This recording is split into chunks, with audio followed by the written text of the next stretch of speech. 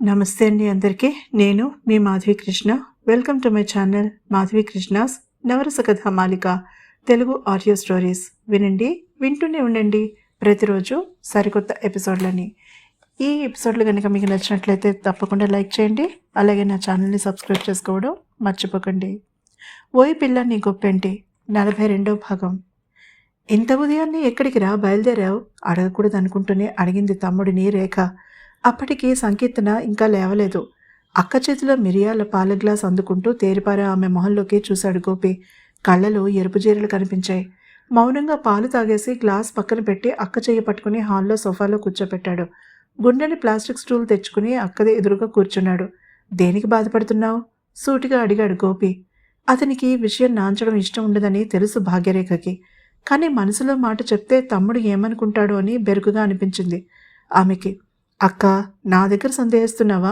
నీ గురించి తప్పుగా అనుకుంటాననుకుంటున్నావా? అడిగాడు ఆమె చేతిని తన చేతుల్లోకి తీసుకుంటూ. ఆమె మనసులో భార్గవరావు ఉన్నాడని ఊహించలేనంత చిన్నపిల్లాడు కాదు గోపి. ఆమెలో సంకోచాలు కూడా కొంతవరకు అంచనా వేయగలిగాడు. కానీ ఆమె నోటి వెంట వినాలని అతని ఆలోచన. ఆ అమ్మాయిని ఏం చేద్దామని? భార్గవ్ గురించి చెప్పాలని నోటి చివరిదాకా వచ్చినా ఆఖరి నిమిషంలో మాట మార్చింది భాగ్యరేఖ. గోపి చిన్నగా నిట్టూర్చాడు. నీ మనసులో ఉన్న బాధ ఆమె గురించి కాదని నాకు తెలుసు.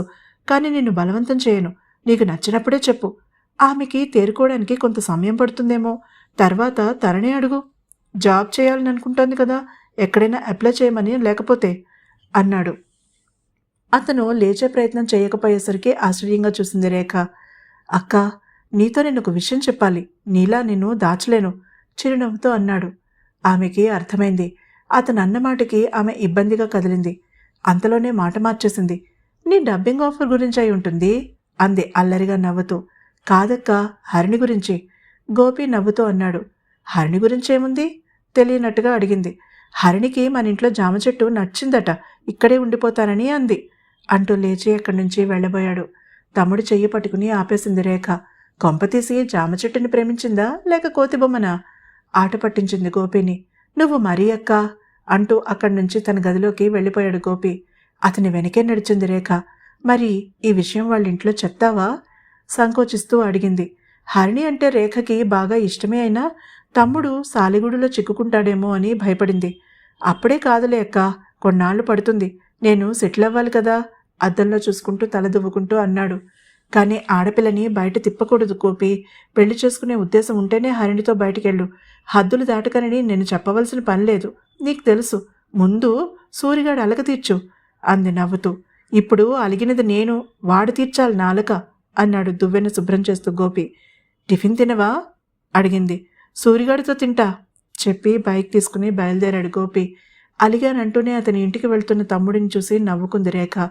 అతను సూరజ్ ఇంటికి చేరుకునేసరికి ఇంకా నిద్ర లేవలేదు సూరి. ఏరా గోపి, బొత్తిగా నల్లపూసవైపోయావేంటి అడిగాడు సూరజ్ తండ్రి కాంతారావు.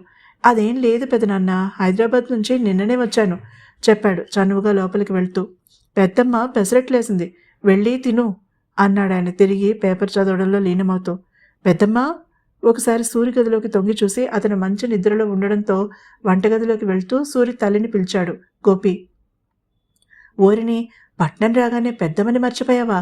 ఈ మధ్య అసలు రావడమే మానేశావు ప్రేమగా దెప్పిపడిచింది సూరజ్ తల్లి పద్మ. నవ్వాడు గోపి. కాంతారావుకి చెప్పినదే ఆమెకి కూడా చెప్పాడు. ఏదో ఒక వంక చెప్తావు. అసలు సూరిగాడే ఇంటి పట్టున ఉండడం లేదు, ఇక నీ గురించి ఏమడగను వాపోయింది ఆవిడ. పెద్దమ్మ, బయట ఉద్యోగం చేసుకుంటూ తనకి నచ్చిన పని చేసుకోవడం అంటే మాటలా చెప్పు. అసలు షార్ట్ ఫిల్మ్లు తీయడం ఎంత కష్టమో తెలుసా? అందులోనూ మన సూరిగాడు తీసిన దానికి మొదటి బహుమతి వచ్చింది అన్నాడు గర్వంగా గోపి. బానే ఉందనుకో, కానీ వచ్చే పెళ్ళం పర్సు చూసొస్తుంది. వీడు ఇలా వీధుల పట్టుకు తిరిగితే ఎవరిది వస్తుంది చెప్పు? తన గోడు వెళ్ళబోసుకుంది గోపి దగ్గర.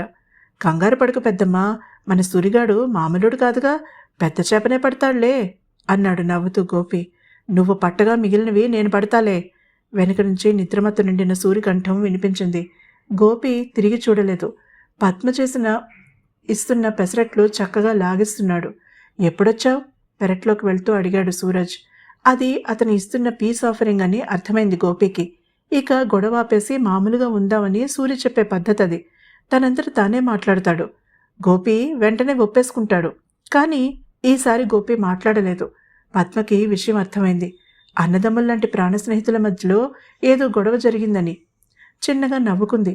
తాను ఫుట్బాల్ అవ్వబోతోందని అర్థమైంది ఆమెకి. సూరికి సమాధానం గోపి చెప్పలేదు. ఆవిడ చెప్పింది. వాడి నోరు పడిపోయిందా? బ్రష్ మీద పేస్ట్ వేసుకుంటూ అడిగాడు సూరి. ప్రస్తుతానికి టిఫిన్ తినే పనిలో ఉంది పెద్దమ్మ నా నోరు అన్నాడు సీరియస్గా గోపి. ఇంకా చిన్నతనం పోలేదేంట్రా? చిన్నపిల్లాళ్ళ అలకలు పిలకలే ఏంటహే అన్నాడు సూరి అసహనంగా. తమరికే ఉండాలేంటి అవన్నీ అంటూ ప్లేట్ని కడగడానికి పెరట్లోకి వస్తూ హఠాత్తుగా ఆగిపోయాడు గోపి. సూరి నుదుటి మీద దెబ్బ అతని కళ్ళబడమే అందుకు కారణం. ఏమైంది అడిగాడు అతని వైపు ఒక అడుగు వేసి గోపి. ష్ అని కళ్ళతోనే సైగ చేసిన సూరి బాత్రూంలోకి దూరేశాడు. ఏమైంది గోపి? పద్మ కళ్ళలో కొద్దిగా ఆందోళన గమనించిన గోపి మొహం మీదకి నవ్వు తెచ్చుకున్నాడు. వంకర నవ్వు నవ్వుతున్నాడు పెద్దమ్మ. నువ్వేమైనా చాచి కొట్టావేమో అని ఆశపడ్డాను అన్నాడు ఆమె చెంబుతో ఇచ్చిన మంచినీళ్లు తాగుతూ. కొట్టాలనే ఉంటుంది వాడు వేసే వేషాలకి. రేవులో తాజట్లా ఎదిగాడు. వాడిని ఇంకేం కొడతాను చెప్పు అంది నవ్వేస్తూ పద్మ. మా మంచి పెద్దమ్మ, నీకు అడ్డేంటి చెప్పు? కావాలంటే నీకు సాయంగా నేను రానా అడిగాడు ఆమె భుజాల చుట్టూ తన చేతులు వేసి నవ్వుతూ. అతను ఆమెకి అడ్డుగా నిలబడగానే సూర్య పరుగున తన గదిలోకి వెళ్ళిపోయాడు. అతను తయారై బయటకు వచ్చేసరికి నుదుటి మీద గుండ్రని బ్యాండేడ్ ఉంది, కానీ అతని జుట్టు దాన్ని కవర్ చేసేసింది. అతను కూడా టిఫిన్ తిన్నాక ఇద్దరు గోపి బైక్ మీద బయటకొచ్చారు. గోపి తిన్నగా బైక్ని ఊడ పార్క్కి తీసుకెళ్లాడు. అక్కడ పార్క్ చేశాక ఇద్దరు లోపలికెళ్లారు. ఇప్పుడు చెప్పు, రాత్రి ఏం సాహసం చేశావు అడిగాడు సీరియస్గా గోపి. ఎప్పటిలా సూరి అతని కళ్ళలోకి సూటిగా చూడలేదు. చూపు తిప్పుకున్నాడు. గోపికి అర్థమైంది ఏదో విషయం ఉందని. చెప్పు సూరి. అతని కంఠంలో కోపం లేదు, తెలుసుకోవాలన్న ఆసక్తి ఉంది. చిన్నగా నిట్టూర్చి జరిగినది చెప్పాడు సూరి. గుడ్ గాడ్, నువ్వు కూడా నేను ఇరుక్కున్నలాంటి పరిస్థితిలోనే ఇరుక్కున్నావన్నమాట. కొంచెం అటు ఇటుగా ఆశ్చర్యపోయాడు గోపి.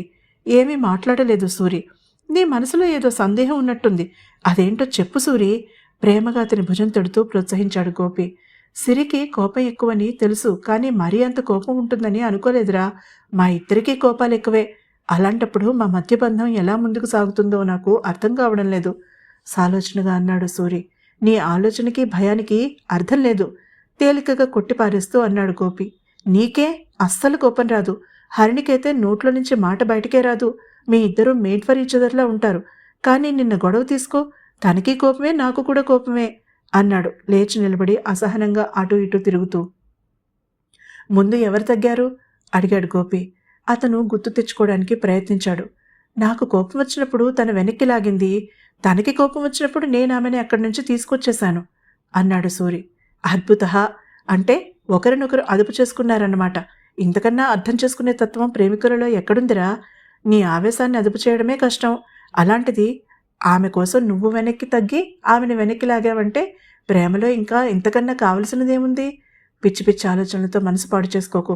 ఒకవేళ బయట వాళ్ల మీద కాకుండా మీలో మీకు గొడవ వచ్చినా ఇద్దరూ సర్దుకుంటారు, ముఖ్యంగా నువ్వు అన్నాడు నవ్వుతూ గోపి. సూరి కూడా నవ్వాడు.